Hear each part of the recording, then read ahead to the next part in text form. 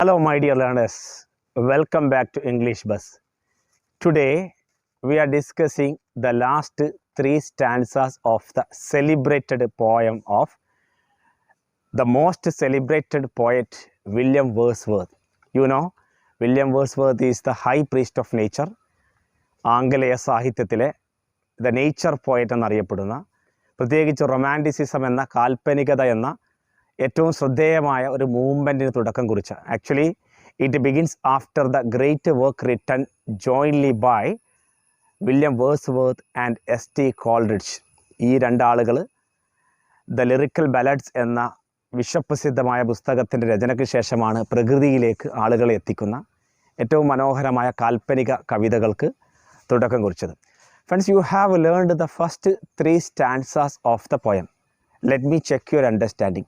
Actually, who is the speaker of the poem? You know, right? Yeah, the poet. The poet is the speaker of the poem. Where is he sitting? He is sitting in a bower. He is sitting in a grove. Yeah, grove means woodland. And friends, let me quickly recap the first three stanzas for you. Once the poet sits in a grove, he hears various sounds from nature, the music of nature. He is in a relaxed mood. വളരെ ശാന്തനായി പ്രകൃതിയുടെ സംഗീതം ആസ്വദിച്ച് മരത്തോപ്പിൽ വിശ്രമിക്കുകയാണ് കവി. Suddenly sad thoughts came to him. What made him sad? The dark doings of man. മനുഷ്യൻ്റെ ക്രൂര ചെയ്തികൾ. To whom? ആരോട്? പ്രകൃതിയോടും മനുഷ്യനോടും മനുഷ്യൻ ചെയ്ത് കൂട്ടുന്ന ക്രൂരതകൾ. പ്രകൃതിയോട് ചെയ്യുന്ന ക്രൂരതകൾ നമ്മൾ കഴിഞ്ഞ ക്ലാസ്സിൽ പറഞ്ഞു. ഡിഫോറസ്റ്റേഷനും കാർബൺ എമിഷനും ഡംപിങ് ഓഫ് വേസ്റ്റും ഒക്കെ നമ്മൾ കണ്ടു. കൂടാതെ this poem is written in the backdrop of French Revolution. നിങ്ങൾ SS പഠിക്കുന്നുണ്ട്. The bloodiest revolution in the world history. ധാരാളം മനുഷ്യനെ കുരുതി കൊടുത്ത, ഒരുപാട് രക്തം ചിന്തിയ ഫ്രഞ്ച് റവല്യൂഷൻ ഉണ്ടാക്കിയ വേദനയും ആ കാലത്ത് കവിയുടെ മനസ്സിലുണ്ട്. അതുകൊണ്ട് തന്നെയാണ് ഈ കവിതയിൽ വീണ്ടും വീണ്ടും what man has made of man എന്ന് കവി ആവർത്തിക്കുന്നത്. But in nature everything lives harmoniously. സൗഹൃദത്തോടെ, വളരെ സമാധാനത്തോടെ, സന്തോഷത്തോടെ മറ്റു ജീവജാലങ്ങൾ ജീവിക്കുന്നു. They lead a life of happiness. Okay, അത് നമുക്ക് പ്രിംറോസിൻ്റെയും പെരിവിങ്കിളിൻ്റെയും ലൈഫ് നമ്മൾ കണ്ടു തേർഡ് സ്റ്റാൻസയിൽ. They live in the same bower, under the same bower. ആ പച്ചില കൂടാരത്തിൽ, ആ വള്ളിക്കുടിൽ സ്നേഹ സൗഹൃദത്തോടെ ജീവജാലങ്ങൾ കഴിഞ്ഞു. The birds around me hopped and played. Their thoughts I cannot measure, but the least motion which they made, it seemed a thrill of pleasure. The budding twigs spread out their fan to catch the breezy air, and I must think, do all I can, that there was pleasure there. If this belief from heaven be sent, if such be nature's holy plan, have I not reason to lament what man has made of man? The birds around me hopped and played. Their thoughts I cannot measure. But the least motion which they made, it seemed a thrill of pleasure. Because actually Wordsworth is sitting in a grove. When he looked around, he could see various birds. ധാരാളം പക്ഷികളെ കാണുന്നു. ജന്തുലോകമാണ്. The birds around me hopped and played ആണ്. Hopped means jumped ആണ്. എപ്പോഴാണ് വളരെ സന്തോഷിച്ചിരിക്കുമ്പോഴാണ് jump ചെയ്യുക, അല്ലേ? അപ്പോൾ when we are extremely happy, when we have endless pressure, ആ സമയത്താണ് നമ്മൾ സന്തോഷിക്കുക. പോയിട്ട് പറയുന്നതാണ്, അവർ വളരെയധികം സന്തോഷത്തിലാണ്, അതുകൊണ്ടാണ് അവർ ചാടി തിമിർക്കുകയാണ്. But their thoughts I cannot measure. I cannot measure their thoughts. It is immeasurable. അളക്കാൻ പറ്റുന്നില്ല. അവരുടെ ഭാഷ ശരിക്ക് കവിക്ക് മനസ്സിലാകുന്നില്ലെങ്കിലും but the least motion which they made, least motion means ചെറു ചലനം, സില്ലിയസ്റ്റ് മോഷൻ, സില്ലിയസ്റ്റ് മൂവ്മെൻറ്റ്, അവരുണ്ടാക്കുന്ന നിസ്സാരമായ ചലനത്തിൽ പോലും എന്ത് കാണാം? It seemed a thrill of pleasure, full of pleasure, നിറയെ സന്തോഷം തളം കെട്ടി നിൽക്കുന്നത് ഏത് ലോകത്ത്? പക്ഷികളുടെ ലോകത്ത്. എന്നാൽ മനുഷ്യൻ്റെ ലോകത്തോ അവൻ സന്തോഷത്തിൽ നിന്ന് ഏറെ അകലെയാണ്. Is far from happiness. നിങ്ങൾ ശ്രദ്ധിച്ചോ, പ്രകൃതി സൗന്ദര്യത്തിൻ്റെ മൂർത്തിമത് ഭാവങ്ങളാണ് പക്ഷികൾ, the Paragon of natures beauty. പലപ്പോഴും ഈ ഫെതേർഡ് ഫ്രണ്ട്സ് നമുക്ക് വിളിക്കാം, ചിറകുള്ള ചങ്ങാതിമാർ. എപ്പോഴും അവർ സന്തോഷത്തിലാണ്. അവരുടെ കിളിക്കൊഞ്ചലും അവരുടെ സംഗീതവും ചേഷ്ടകളും അത്ഭുത വർണ്ണങ്ങളും ഇവയെല്ലാം ആരെയും ആകർഷിക്കും. എന്തുകൊണ്ട് അവർ എപ്പോഴും ഹാപ്പിയാകുന്നു? അവർ പ്രകൃതിയോടൊപ്പം ജീവിക്കുന്നു, ആ ലിങ്ക് വിച്ഛേദിക്കാതെ ജീവിക്കുന്നു. എന്നാൽ നാം മനുഷ്യരോ, we disconnect the link with nature. But let's go to the 5th stanza. The budding twigs spread out their fan to catch the breezy air, and I must think do all I can that there was pleasure there. As the animal kingdom, in the plant kingdom also, they are also extremely happy. ജന്തുലോകത്തെ പോലെ സസ്യലോകവും വളരെയധികം സന്തോഷത്തിലാണ്. ഇവിടെ തുടങ്ങുന്നത് budding twigs എന്നാണ്. The budding twigs means new shoots ആണ്, ശരിക്കും tender branches ആണ്, ഇളം ശിഖിരങ്ങൾ. Spread out their fans. Spread out, the word spread out means reaching out ആണ്, വിടർത്തുക. ദ ഫാൻ മീൻസ് ദെയർ ലീഫാണ്, ഇലകൾ, ലീവ്സ് അല്ലേ. ഇളം ശിഖിരങ്ങൾ അവയുടെ ഇലകൾ വികസിപ്പിച്ച് പിടിച്ചത് എന്തിനാണെന്നറിയോ? To catch the breezy air.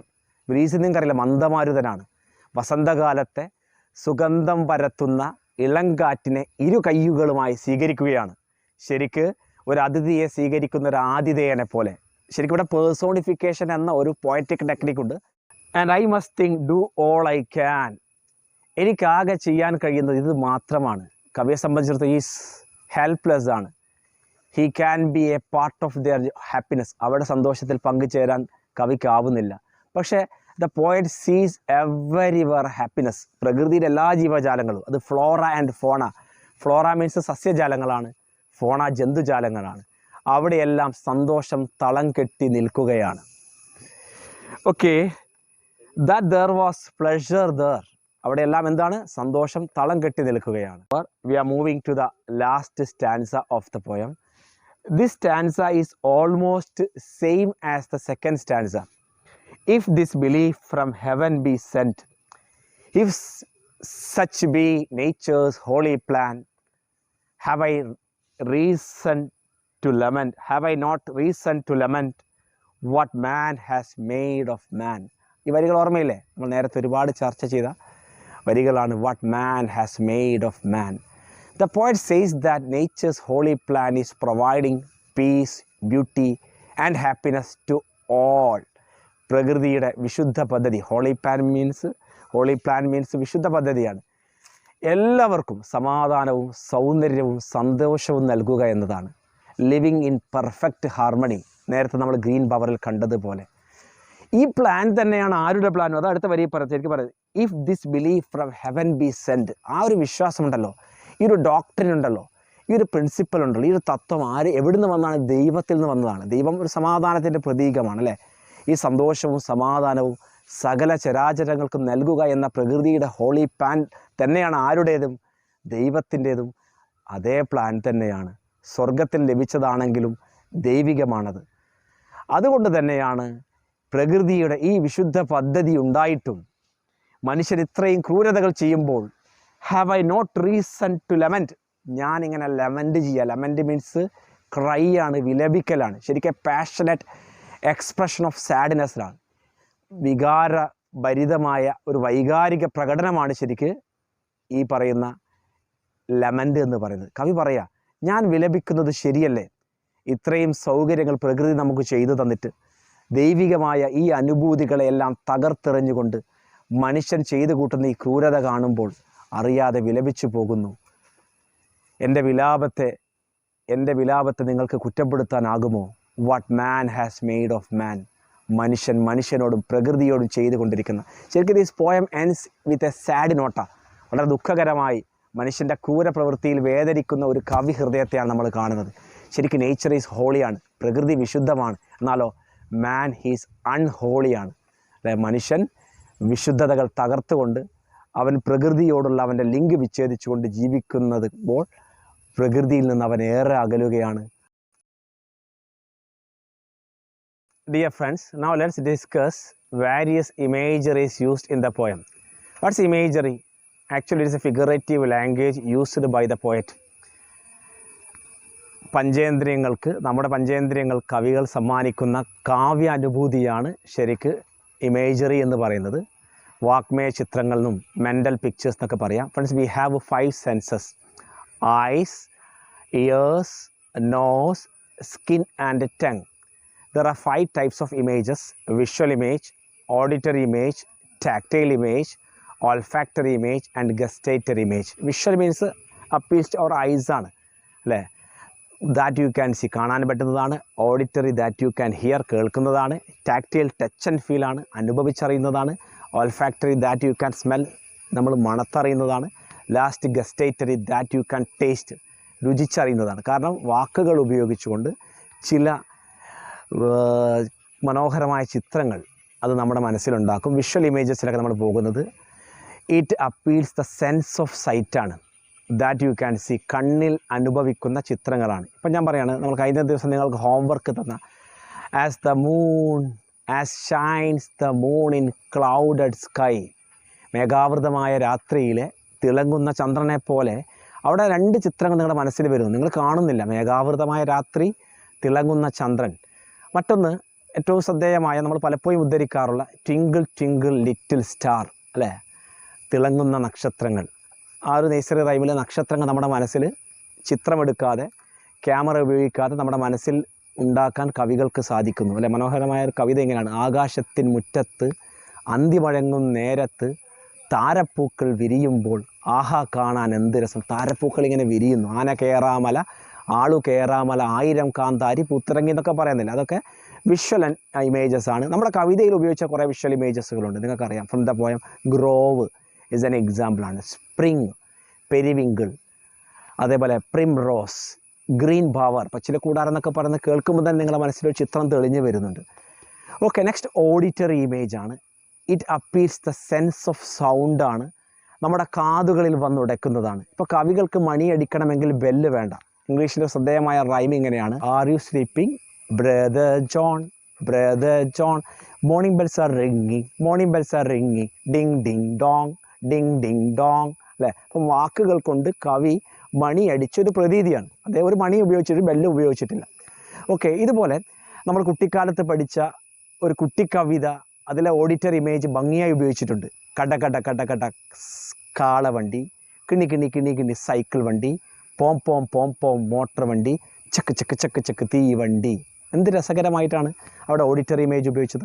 ഇത് നമ്മുടെ ഫ്രം ദ പോയം കവിതയിൽ ഉപയോഗിച്ച ഓഡിറ്ററി ഇമേജസ്. ആദ്യ വരി തന്നെ ഐ ഹാഡ് 1000 ബ്ലെൻഡഡ് നോട്ട്സ്, അവിടെ ഓഡിറ്ററി ഇമേജാണ്. 1000കണക്കിന് മിശ്രനാദങ്ങൾ ഞാൻ കേൾക്കയായി.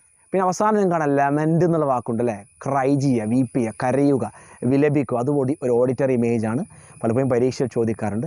നമ്മൾ മൂന്നാമത് പഠിക്കുന്നത് ഓൾഫാക്ടറി ഇമേജാണ്. ദാറ്റ് യു സ്മെല്ലാണ്. ഉദാഹരണം സ്മെൽ ഓഫ് റോസസ്, റോസസ് എന്ന് പറയുമ്പോൾ അല്ലേ, സ്മെൽ ഓഫ് ജാസ്മിൻ എന്നൊക്കെ പറഞ്ഞാൽ ചില പൂക്കളുടെ മണം നമ്മുടെ മൂക്കിൽ വരുന്നത് പോലെ കവികൾ അനുഭവിപ്പിക്കുന്നുണ്ട്. ഇപ്പോൾ ഉദാഹരണം ഈ അപ്ലൈഡ് പിയേഴ്സ് സോപ്പ്, ആ പിയേഴ്സ് സോപ്പിൻ്റെ സ്മെല്ല് നമ്മുടെ മനസ്സിലുണ്ടാക്കുന്നു. അതാണ് കവികളുടെ വിജയം. നമ്മുടെ കവിതയിൽ ഉപയോഗിച്ചിരിക്കുന്ന ഒരു ഓൾഫാക്ടറി ഇമേജ് ശരിക്കും പെരിവിങ്കിൾ, പ്രിം റോസ്. നാലാമത്തത് ടാക്റ്റൈൽ ഇമേജ് ആണ്. What you can touch and feel, അനുഭവിച്ചും സ്പർശിച്ചും അറിയുന്നതാണ് ടാക്റ്റൈൽ ഇമേജ്. ഉദാഹരണം പറയാം, a warm breeze touched me, ഒരു ഇളം കാറ്റ് എന്നെ സ്പർശിച്ചു പോയി. അപ്പോൾ എനിക്ക് ആ ഒരു അനുഭവം ഉണ്ടാക്കുന്നു. മറ്റൊന്നിതാ, ഐ റബ്ബ്ഡ് ദ ഫർ ഓഫ് കാറ്റ്, ഒരു പൂച്ചയുടെ മനോഹരമായ രോമങ്ങൾ ഞാനിങ്ങനെ റബ്ബ് ചെയ്തു, ഞാനിങ്ങനെ തലോടി എന്ന് പറയുമ്പോൾ ഒരു സ്പർശന സുഖം അല്ലെങ്കിൽ അത് നമ്മളിൽ കവി ഉണ്ടാക്കുന്നു. അത്തരം ഇമേജുകൾക്ക് പറയുന്ന പേരാണ് tactile image. Next gustatory image ആണ്. വാട്ട് യു ക്യാൻ ടേസ്റ്റ് ആണ്. വാട്ട് യു ക്യാൻ ടേസ്റ്റ് ആണ്. സാധാരണ ചിലപ്പോൾ പിന്നെ oh deep red cherries you taste so bitter എന്നൊക്കെ പറയും. ഹി ലിക്സ് റൈപ്പൻഡ് ടാമറിൻ, അവൻ നല്ല പഴുത്ത പുളി എന്ന് പറയുമ്പോൾ തന്നെ നമ്മുടെ വായിൽ എന്തുണ്ടാവുന്നുണ്ട്, വെള്ളം ഊറാറുണ്ടല്ലേ. അത് കവികളുടെ വിജയമാണ്. Ripened tamarind. അപ്പോൾ അതെന്തിന് ഉദാഹരണമാണ്? That is an example for gustatory image. Next let's discuss poetic devices. What is poetic device? കവിതയിൽ കവികൾ ഉപയോഗിക്കുന്ന കാവ്യ ഉപകരണങ്ങളാണ് poetic devices. It adds beauty to the poem. ഉദാഹരണം, നമ്മൾ ഭക്ഷണത്തിൽ വിവിധ ചേരുവകൾ ചേർത്ത് ഭക്ഷണം എന്താക്കാറുണ്ട്? രുചികരമാക്കാറുണ്ട്. അതുപോലെ കവികൾ തങ്ങളുടെ കവിതകളെ മോടിയും സൗന്ദര്യവും കൂട്ടാൻ വിവിധങ്ങളായ പോയറ്റിക് ഡിവൈസസ് ഉപയോഗിക്കാറുണ്ട്. Last class we learned rhyming words and hyperbole. You know what is rhyming word? Hyperbole is an exaggerated statement. പെരുപ്പിച്ചു പറയുക. മലയാളത്തിൽ നമുക്ക് അതിനെ അതിശയോക്തി എന്ന് വിളിക്കാം. I heard 1,000 blended notes, an example for hyperbole. Today we are learning some more poetic devices. സാധാരണ പരീക്ഷയിലും അപ്രീസിയേഷനിലൊക്കെ ചോദിക്കുന്നതാണ്, ശ്രദ്ധിച്ച് കേൾക്കുക. റൈം സ്കീമാണ് ആദ്യം പറയുന്നത്. A rhyme scheme is a pattern of റൈമാണ് at the end of each line of the poem. ഇതിന് end rhyme എന്നും പറയാം. ഒരു കവിതയുടെ ഓരോ വരിയിലെയും അവസാനത്ത് റൈമുകളുടെ മാതൃകയാണ് റൈം സ്കീം എന്ന് പറയാം. കാരണം റൈമുകൾക്കൊരു മാതൃകയുണ്ടാവും. It is marked with the letters of English ആൽഫബറ്റാണ്. സാധാരണ ABCD എന്നൊക്കെ പറഞ്ഞാണ് റൈം സ്കീം മാർക്ക് ചെയ്യാം. ഉദാഹരണം നമ്മൾ എന്നും ഉദ്ധരിക്കാറുള്ള ടിങ്കിൾ ടിങ്കിൾ ലിറ്റിൽ സ്റ്റാറിന് എടുക്കാം. Twinkle twinkle little star, how I wonder what you are, up above the world so high, like A diamond in the sky. എൻ്റെ ഒരുപോലെ റൈം ചെയ്യുന്നു. Twinkle twinkle little star, how I wonder what you are, star ആ. പിന്നെ അടുത്തത് up above the world so high, like A diamond in the sky, high sky.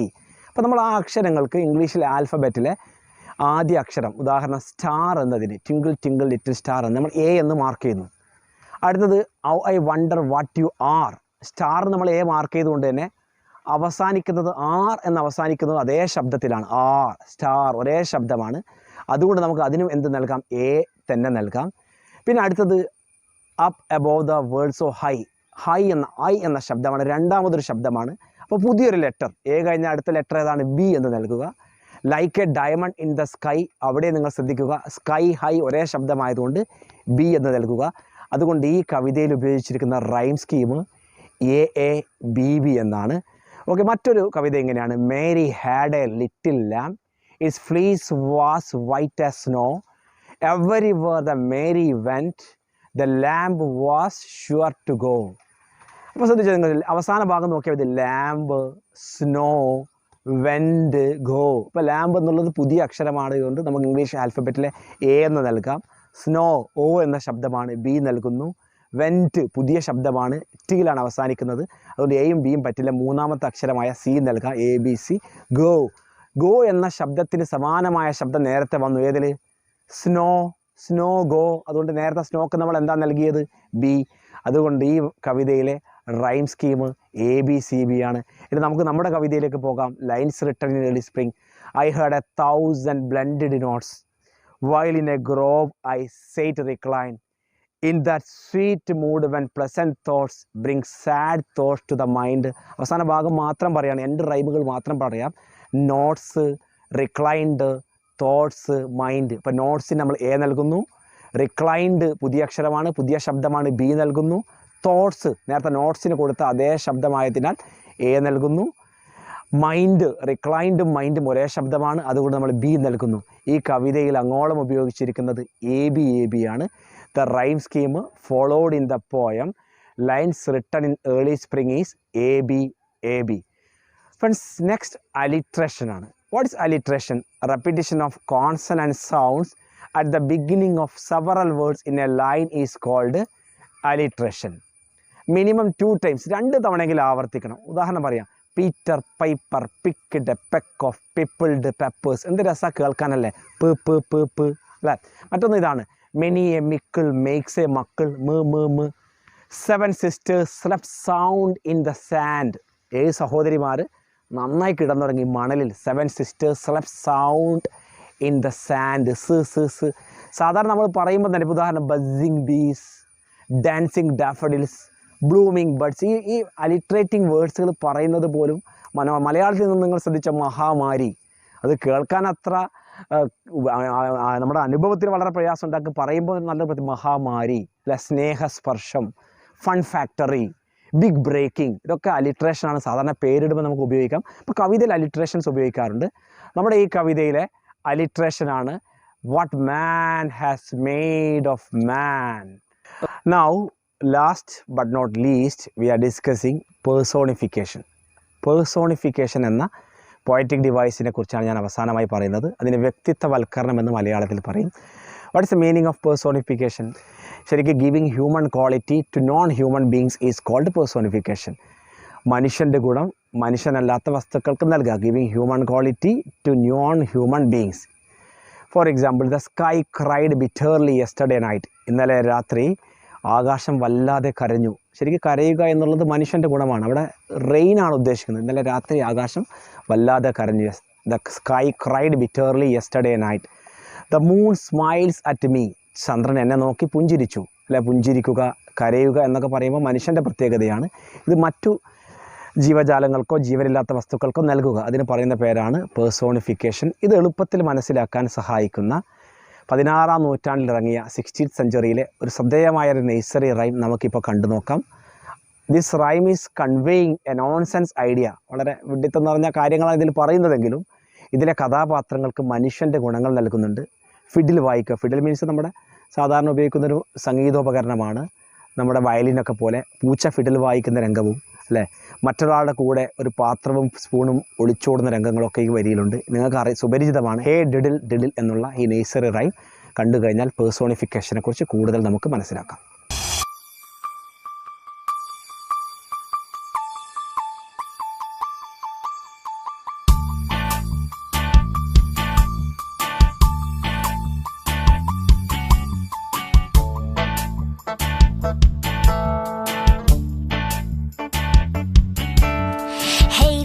Diddle, the cat and the fiddle, the cow jumped over the moon.